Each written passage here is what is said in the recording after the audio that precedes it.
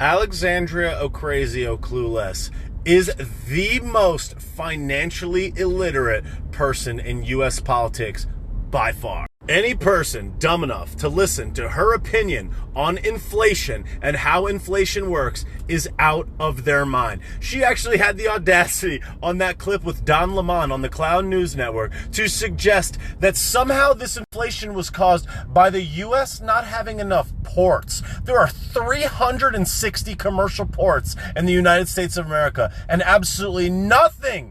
has absolutely nothing to do with the inflation. From the 19th century until 2003, inflation was defined as what happens when a country prints too much money, an increase of the money supply that results in a decline in the purchasing power of money. In 2003, the definition was changed to a continued rise in the general price level, usually attributed to an abundance of money. The reason there is inflation is because of an abundance of money being created, an increase in the money supply without new products, services, or productivity being created as well. When you print money out of thin air, nothing is created but money. You have the exact same amount of products and services and goods, but you have more money in which to buy it. So the demand goes up because everybody has money, and thus the prices must raise in order to reflect the demand for a limited amount of goods and services. When you print more money into circulation in 2 years than has ever been printed in the entire history of the United States of America,